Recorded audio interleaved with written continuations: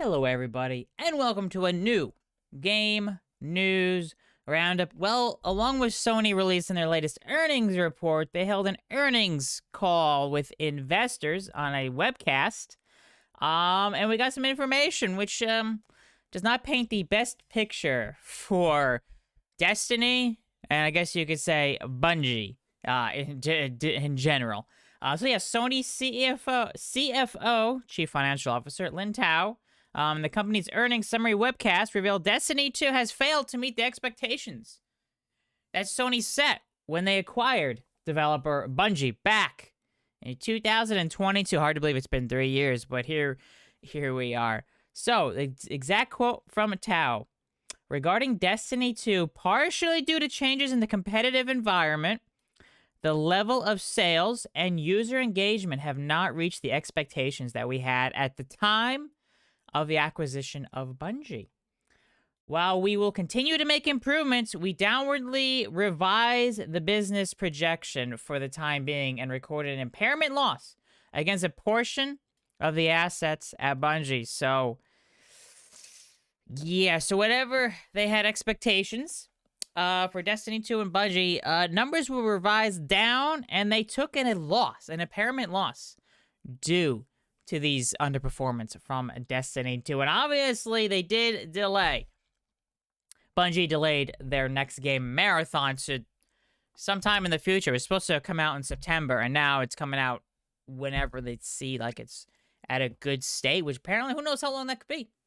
Hard to say when that will be.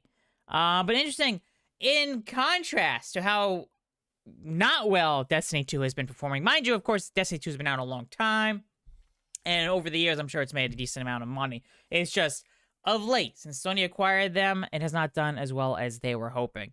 But Tao did add other first-party live service games, Helldivers 2, because it did publish it, and MLB The Show 25 continue to perform well. On the other hand, Helldivers 2, which was also released for Xbox in August of this year, is doing extremely well. Not only attracting new users on Xbox.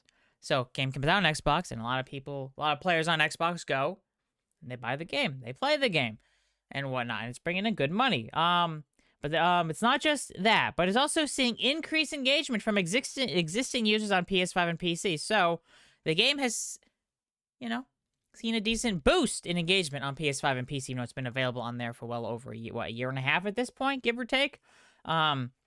And MLB The Show 25, which released in March of this year, also continued to perform well during the quarter. So MLB The Show 25, annual Major League Baseball game, continues to perform well for Sony, which also that game is, like Helldivers 2, like Destiny 2, is multi-platform, at least now. Available on, I think MLB The Show is available also on Nintendo Switch, I believe. While Destiny 2 and Helldivers 2 is PlayStation, Xbox, and PC.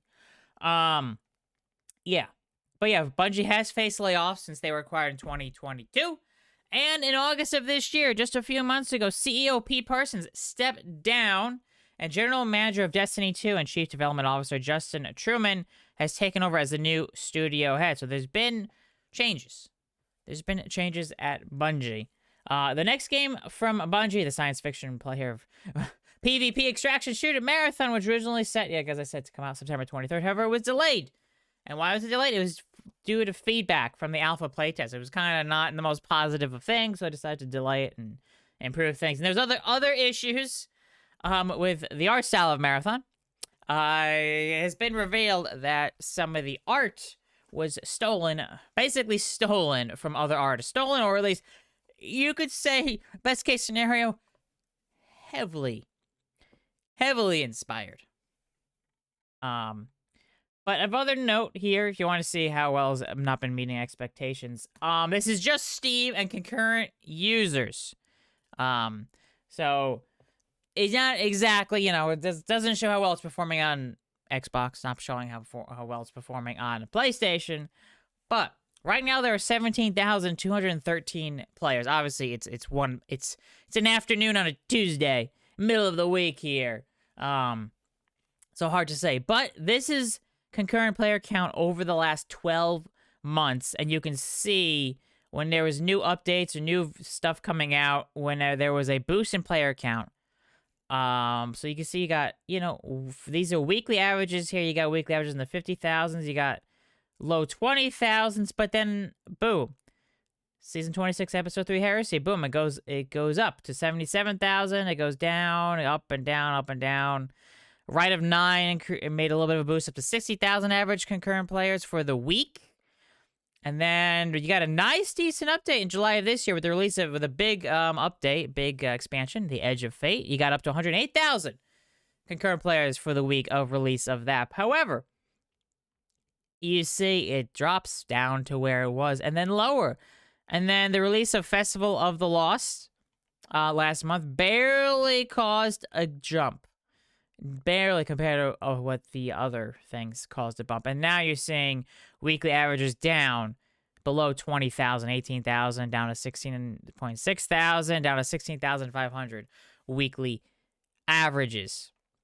And obviously, if we go to 3 years, over the past 3 years, we did see at one point player averages in June 2024 was 314,000 to the release of episode 1 Echoes of season 20. Obviously, and you go further back to February 2023, Lightfall, 316,000 average, which actually kept it up for 2 months. But then obviously numbers dropped down. But then you see again, in November so far, averaging about 17,000 players at a time. It's worst. I believe it's its worst. Hold on, let's go to max here, right? That's at its yeah, that is by far the lowest point anytime. Obviously, the game has been out a long time, so no matter how big a game is, generally you're going to see dropping. You're going to see numbers drop, which is not good, though. For Sony's expectations, as they said, it has failed to meet. It has underperformed their expectations. So we'll see how things go. Maybe more updates will help improve the numbers. Obviously, you got some live service games that are still performing really well, like Fortnite. Even World of Warcraft is still pulling in pretty big numbers.